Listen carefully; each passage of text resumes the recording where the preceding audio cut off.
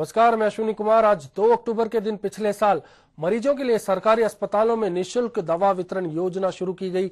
आज 1 साल पूरा होने पर सरकार मुफ्त मिलने वाली दवाओं की तादाद 400 से बढ़ाकर अब 600 करने जा रही है, तो जांचों को भी निःशुल्क किए जाने की बात है। ऐसे में मौसमी बीमारियों से होने वाली मौतों का आंकड़ा 100 पहुंच चुका है। आज मुद्दा में इसी पर चर्चा होगी और इस दौरान हमारे साथ होंगे एआईसीसी के राष्ट्रीय सचिव संजय बापना जी और जयपुर शहर भाजपा अध्यक्ष शैलेंद्र भार्गव जी।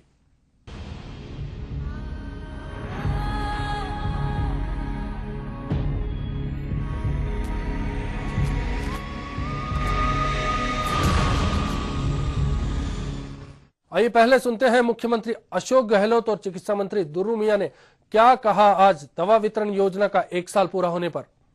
और जैसा कि दुर्रू मियां कह रहे थे कि इसमें कोई कमी नहीं आने दी जाएगी फाइनेंस की भी। हम तो यहाँ तक चाहेंगे कि जो टेस्ट हो रहे हैं वो भी सरकारी अस्पताल में फ्री हो, ये मेरी कमी है। हमारा प्रयास ये है कि आजकल के ज़माने में जो जांचें हैं बहुत महंगी हो गई हैं, तो जहां हम निःशुल्क दवाई दे रहे हैं, हम कुछ ऐसा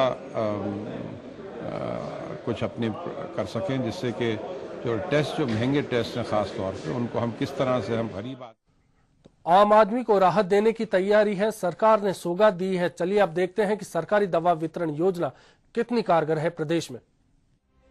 प्रदेश सरकार ने अपनी स्वास्थ्य योजनाओं की कड़ी में जननी सुरक्षा के 400 रथ रवाना किए हैं, तो उधर निःशुल्क दवा वितरण का 1 साल पूरा होते ही सरकार ने सफलता के दावे किए।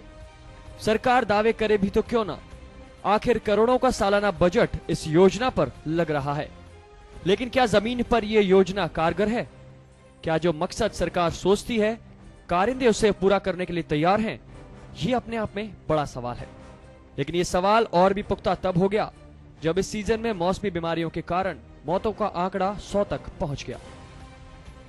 पिछले 1 महीने में 100 से भी ज्यादा मरीजों ने मौसमी बीमारियों के चलते दम तोड़ दिया। जयपुर जिले में भी 2 दर्जन से ज्यादा मरीज दम तोड़ चुके हैं। अलवर में 22 मरीज मौत की नींद सो चुके हैं।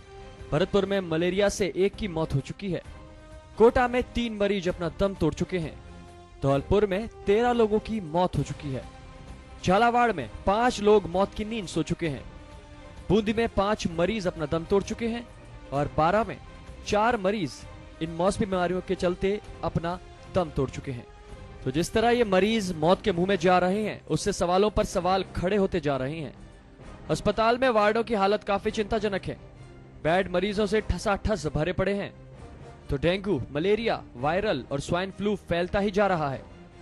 डेंगू के साथ ही डेंगू लाइक इलनेस अपना असर दिखा रहा है। राजधानी जयपुर सहित हर जिले में हालात काफी खतरनाक हैं। लेकिन बड़ा सवाल कि आखिर इंतजार और मजबूत इच्छा के बावजूद भी सरकार की ये योजनाएं रंग क्यों नहीं ला रही। Bureau report, HBC news. चर्चा में हमारे साथ खास मेहमान मौजूद है। हमारे साथ हैं संजय बापना जी। क्या लगता है बापना जी, सरकार की इच्छा है, सरकार योजनाएं लाती है, आज भी योजनाओं का ऐलान हुआ, बावजूद इसके आम आदमी को जो लाभ पहुंचाने की महत्वाकांक्षा है वो पूरी नहीं हो पाती। मैं इस बात से वाकिफ नहीं रखता हूं। मैं समझता हूं कि जिस तरह से इस योजना को लागू किया गया है और जितने लोगों को फायदा मिला है, वो इस आपकी बात से कहीं भी उसमें सहमति नहीं नजर आती है। क्योंकि पिछले 1 साल में जो मरीजों की संख्या है सरकारी अस्पताल में जाने वालों की, वो बहुत अधिक बढ़ गई है। लगभग 40% उसके अंदर इजाफा हुआ है जी। आज 414 दवाइयां और सूचर्स और जो सर्जरी में काम आने वाली दवाइयां हैं वो हर अस्पताल के अंदर अवेलेबल है। लगभग 14,964 ऐसे केंद्र हैं जहां पे ये दवाइयां अवेलेबल है। तो और ये तभी संभव है जब लोगों को इसका फायदा मिल रहा है।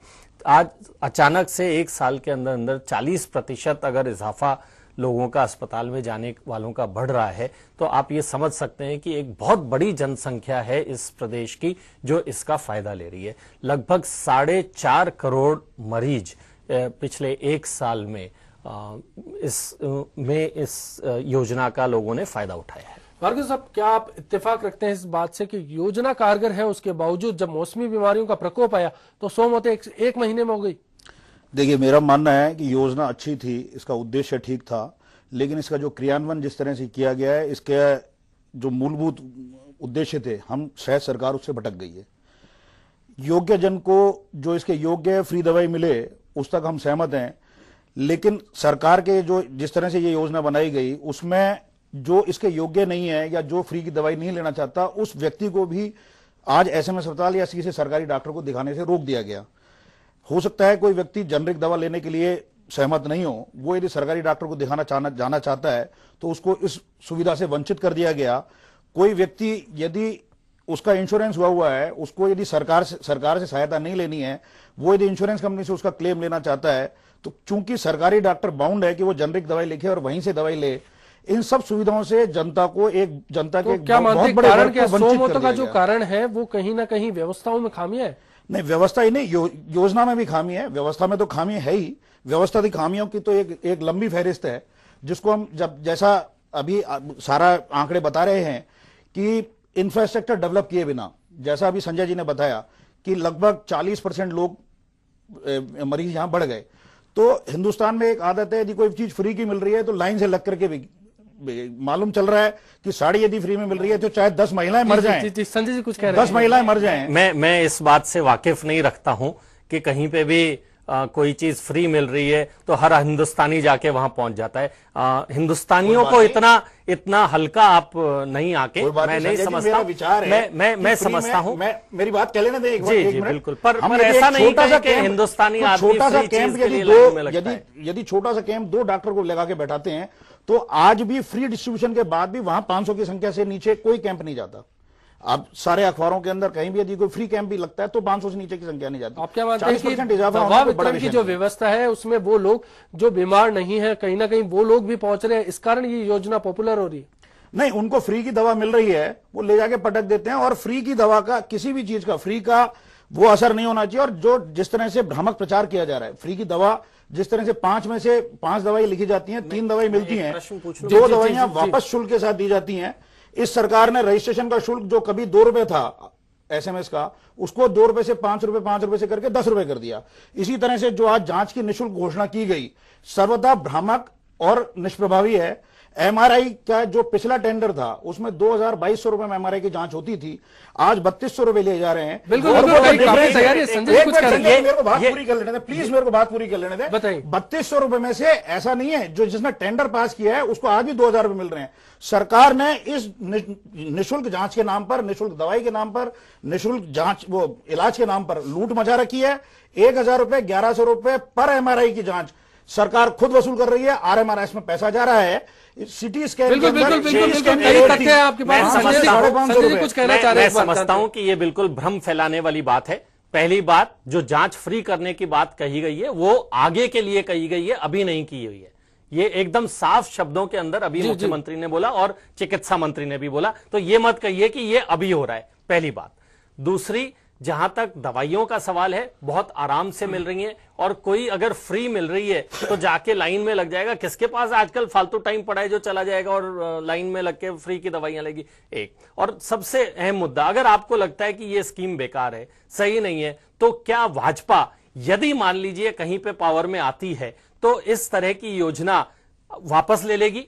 मैंने आपको कही ये योजना बेकार है। हाँ, क्या भाजपा का क्रियान्वयन कुछ ठीक ढंग से नहीं हुआ, बहुत अच्छा हो रहा है, दवाई फ्री मिल रही है, ये एक अच्छी बात है। तभी जाके 40% मिलनी चाहिए। भाजपा के राज में भी कोई भी अगर बीमार है तो वो योग्य है। अब ये उसके ऊपर निर्भर करता है कि वो सरकारी अस्पताल में जाके अपना इलाज करवाना चाहता है या किसी प्राइवेट अस्पताल बहुत चालू है। भार्गव जी, आपको एक बहुत प्राइवेट निःशुल्क दवा वितरण के साथ साथ मसला यह है कि सरकार इतनी सुविधाएं ला रही है, उसके बावजूद आखिर क्या कारण है कि मौसमी बीमारियां हैं पांव पसारती जा रही है?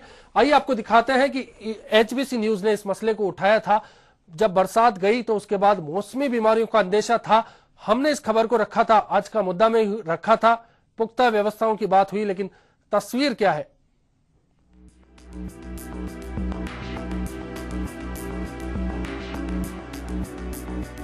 प्रदेश में मौसमी बीमारियों से अब तक कई लोगों को अपनी जान गंवानी पड़ी है। मौसमी बीमारियां अपना कहर बरपा रही हैं। दरअसल ये मामला आज का नहीं है। प्रदेश में जब घनघोर बारिश हुई थी उस वक्त भी इस बात की आशंकाएं थीं कि मौसमी बीमारियां अपना असर जरूर दिखाएंगी।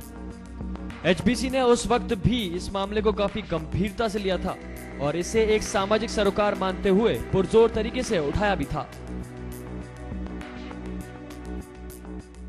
हम इस बात को बता रहे हैं कि जो हालात हैं वो किसी भी महामारी को लाने में तो जो आहट सुनाई देने लगी है कि अब हालात नहीं संभले तो ऐसे हालात बन चुके हैं जिससे महामारी आ सकती है। कुछ जगहों पर हम गए और वहाँ के हालात भी देखे। किसी जगह बुखार जुकाम या किसी भी तरह की इस वर्षा जनित कोई दिखाई दे रही है तो तुरंत अस्पताल को सूचना देनी चाहिए, उन तक तुरंत दवाई पहुंचानी चाहिए, क्योंकि ये जो बीमारी है वायरल ये तेजी से फैलता है और धीरे धीरे यदि बढ़ता जाता है तो महामारी का रूप ले लेता है और कई बार जो ये बीमारी है ऐसी हो जाती है कि मौत लगातार होने लगती है। और ऐसा हमने राजस्थान में बाड़मेर, जैसलमेर, बीकानेर तमाम ऐसे जगहों पे देखा है जब फैल्सीपैरम मलेरिया जैसी बीमारी फैलती है तो एक के बाद एक मौत लगातार होती जाती है, चिकित्सा विभाग भी कुछ नहीं कर सकता। 29 अगस्त 2012 को मौसमी बीमारियों के ऊपर आज का मुद्दा में इस समस्या पर चर्चाएं भी की गई थी। हमने प्रदेश की पूरी चिकित्सा व्यवस्था का जायजा लिया। हमारी टीमें प्रदेश के हर जिले में पहुंची। एचबीसी के संवाददाता अस्पतालों का जायजा लेने के लिए पहुंचे। सरकार और प्रशासन की तरफ से बहुत से दावे भी किए गए, लेकिन अब जब प्रदेश में 100 से भी ज्यादा मौतें हो चुकी हैं, तो सरकार के सभी दावों की पोल खुलती साफ नजर आ रही है। Bureau report, HBC news. तो तस्वीर आपने देखी, सवाल कई खड़े होते हैं। चर्चा को जारी रखेंगे, वक्त एक ब्रेक का, जल्द लौटते हैं।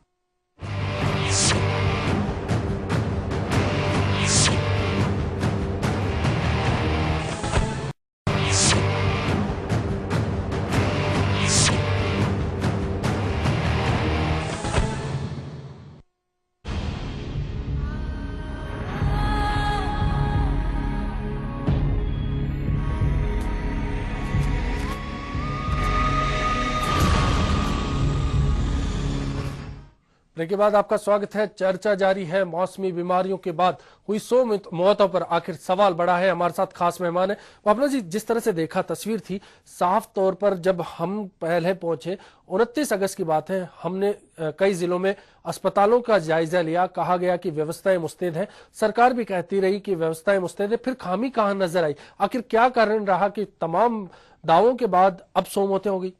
देखिए, प्रदेश की जनसंख्या लगभग 6.5-7 करोड़ है। जिस तरह से मौसम का जब बदलाव होता है, जब बरसात के बाद एक बीमारियों का दौर चल जाता है, तो उसमें कुछ लोगों की मौत हो जाना होती है। आप कोई भी इसको नहीं रोक सकता है। सवाल यह है कि जब लोग, जो बीमार लोग हैं, कितनी संख्या में वहां पहुंचे। जितनी संख्या में पहुंचे उनमें से अधिकतर लोगों को दवा भी मिली, उनकी जांच भी हुई, उनके इलाज भी हुआ, डॉक्टर भी उनके पास पहुंचा, उनको अस्पताल में जगह भी मिली, सब कुछ हुआ। लेकिन इसके बावजूद कोई भी व्यक्ति ऐसा नहीं है जिसका जीवन अनंत काल तक चलने वाला है। ठीक है। और बीमारियों से मौत ना केवल राजस्थान में बल्कि पूरे हिंदुस्तान में होती हैं, चाहे वो कहीं पे किसी का भी वहां पे राज हो। चाहे बंगाल में हम ले लें तृणमूल का है, चाहे आप गुजरात में भाजपा का ले लें, चाहे तमिलनाडु में जयललिता जी का ले लें, कहीं पे भी आप किसी भी राज्य, कोई राज्य ऐसा नहीं हो सकता जहां कोई ये क्लेम कर ले कि साहब बीमारी से यहां कोई नहीं मरा है या मरेगा नहीं। और ना केवल हिंदुस्तान बल्कि दुनिया में कोई ऐसी जगह नहीं हो सकती जहां कोई आदमी बीमारियों से मरता ना हो। तो मैं नहीं समझता कि इसको इस तरह से इतना बड़ा करके दिखाने की जरूरत है। जहां पे इतनी बड़ी संख्या के अंदर लोग, आज 4.5 करोड़ लोगों ने पिछले 1 साल में सरकारी अस्पतालों में अपना इलाज करवाया है। आप मानते हैं कि कुछ मौतों का आंकड़ा है? नहीं, बिल्कुल मेरा मानना जो है, संजय जी ने अपनी राय, पार्टी की राय बिल्कुल स्पष्ट कर दिया है कि मौत शाश्वत सत्य है। मरना तो निश्चित है, लोग मरेंगे ही, लेकिन मेरा मानना है कि लोग इस तरह से नहीं मरे